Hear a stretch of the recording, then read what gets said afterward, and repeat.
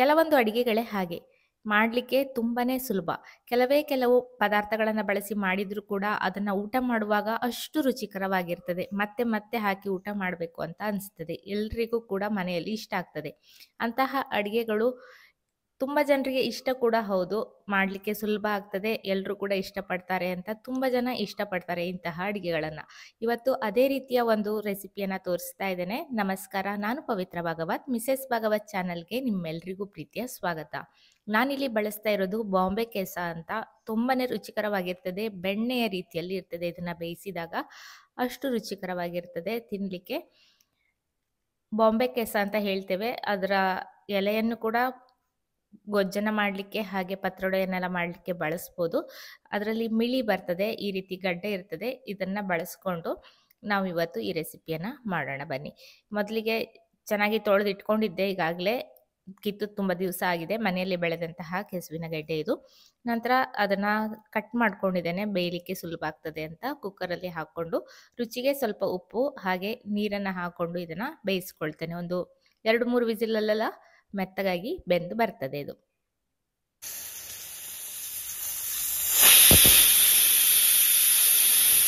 Cooker ತಣಿಯೋದ್ರೊಳಗಡೆ ಇದಕ್ಕೆ ಒಂದು ಮಸಾಲೆಯನ್ನು ಮಾಡ್ಕೊಳ್ಳಿಕ್ಕೆ ಮಿಕ್ಸಿ ಜಾರಲ್ಲಿ ಅರ್ಧ ಕಪ್ ಆಗುವಷ್ಟು ಹಸಿ ಕಾಯಿ ತುರಿಯನ್ನು ಹಾಕೊಂಡಿದ್ದೇನೆ.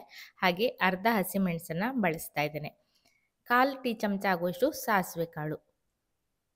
ಇದಕ್ಕೆ ಬೇಕಾಗಿರುವ ಮಸಾಲೆ ಪದಾರ್ಥ ಇಷ್ಟೇ. ನೀರನ್ನು ಸೇರಿಸಿ ಇದನ್ನು ನುಣ್ಣಗೆ ರುಬ್ಕೊಳ್ಬೇಕು. ರುಬ್ಬಿದ್ದನ್ನು ಒಂದು ಬೌಲಲ್ಲಿ ಹಾಕ್ಕೊಳ್ತಾ ಇದ್ದೇನೆ. ಸಾಧ್ಯವಾದಷ್ಟು ನುಣ್ಣಗೆ ಇರಬೇಕು.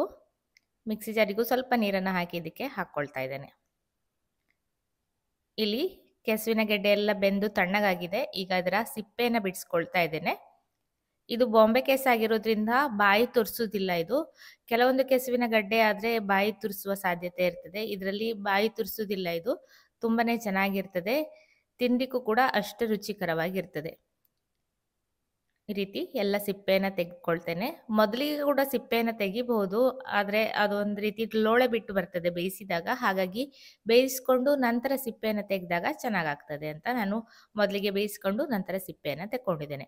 ನಂತರ ಇದನ್ನ ಚಿಕ್ಕದಾಗಿ ತೆಳ್ಳಗೆ ಕಟ್ ಮಾಡಿಕೊಂಡು ಸಣ್ಣ ಸಣ್ಣ ಹೋಳುಗಳಾಗಿ ಮಾಡ್ಕೊಳ್ತಾ ಇದ್ದೇನೆ. ಈ ಗಡ್ಡೆ ಎಲ್ರಿಗೂ ಸಿಗ್ಲಿಕ್ಕಿಲ್ಲ. ಸಿಕ್ಕಿದವರು ಖಂಡಿತ ಟ್ರೈ ಮಾಡಿ. ತುಂಬಾನೇ ಚೆನ್ನಾಗಾಗ್ತದೆ ಈ ರೆಸಿಪಿ. ಹಾಗೆ ಈ ಗಡ್ಡೆ ಸಿಕ್ಕಿಲ್ಲದವರು ಇದೇ ರೀತಿಯಲ್ಲಿ ನೀವು ಆಲೂಗಡ್ಡೆ ಅಥವಾ ಬಾಳೆಕಾಯಿಯಿಂದ ಕೂಡ ಮಾಡ್ಕೊಳ್ಬೋದು. ಅದು ಕೂಡ ತುಂಬಾನೇ ಚೆನ್ನಾಗಾಗ್ತದೆ. ಎಲ್ಲ ಹೋಳುಗಳನ್ನು ಕಟ್ ಮಾಡಿದನ್ನ ಬೌಲಲ್ಲಿ ಹಾಕೊಂಡಿದ್ದೇನೆ. ಬೇಯಿಸುವಾಗ ಉಪ್ಪನ್ನು ಹಾಕಿದ್ದೆ. ಹಾಗೆ ಈಗ ಮಸಾಲೆ ಎಲ್ಲ ರುಬ್ಬಿರ್ತೇವಲ್ಲ, ಅದಕ್ಕೆ ಎಲ್ಲ ಮತ್ತೆ ಮೊಸರನ್ನ ಹಾಕ್ತೇನೆ. ಅದಕ್ಕೋಸ್ಕರ ಮತ್ತೆ ಸ್ವಲ್ಪ ಉಪ್ಪನ್ನು ಸೇರಿಸ್ಕೊಂಡಿದ್ದೇನೆ. ಈಗ 3 ಟೇಬಲ್ ಚಮಚ ಆಗುವಷ್ಟು ಮೊಸರನ್ನ ಹಾಕೊಂಡು ಚೆನ್ನಾಗಿ ಮಿಕ್ಸ್ ಮಾಡಿ ಇಟ್ಕೊಂಡಿದ್ದೇನೆ. ಇದಕ್ಕೊಂದು ಕೊನೆಯಲ್ಲಿ ಒಗ್ಗರಣೆಯನ್ನು ಹಾಕಲಿಕ್ಕೆ ಒಗ್ಗರಣೆ ಸೌಟನ್ನು ಬಿಸಿಗಿಟ್ಟು 1 ಟೇಬಲ್ ಚಮಚ ಆಗುವಷ್ಟು ಎಣ್ಣೆಯನ್ನು ಹಾಕಿದ್ದೇನೆ. ನಂತರ ಸ್ವಲ್ಪ ಸಾಸಿವೆ ಹಾಗೆ ಸ್ವಲ್ಪ ಉದ್ದಿನ ಬೇಳೆಯನ್ನು ಹಾಕ್ಕೊಳ್ತಾ ಇದ್ದೇನೆ. ಸಾಸಿವೆ ಎಲ್ಲ ಚಟಪಟ ಅಂದ ನಂತರ ಇದಕ್ಕೆ ಸ್ವಲ್ಪ ಇಂಗು, ಕರಿಬೇವಿನ ಸೊಪ್ಪು ಹಾಗೆ ಒಣಮೆಣಸಿನ ಪೀಸನ್ನು ಹಾಕಿ ಒಗ್ಗರಣೆಯನ್ನು ಮಾಡಿ ಈಗಾಗಲೇ ಮಾಡಿಟ್ಟಿರುವಂತಹ ಸಾಸಿವೆಗೆ ಹಾಕ್ಕೊಳ್ತಾ ಇದ್ದೇನೆ. ನಾವು ಇದಕ್ಕೆ ಸಾಸಿವೆ ರೆಸಿಪಿ ಅಂತ ಹೇಳ್ತೇವೆ. ಕೆಲವೊಬ್ರು ಮೊಸರು ಸಾಸಿವೆ ಅಂತ ಕೂಡ ಹೇಳ್ತಾರೆ. ತುಂಬಾನೇ ರುಚಿಕರವಾಗಿರ್ತದೆ.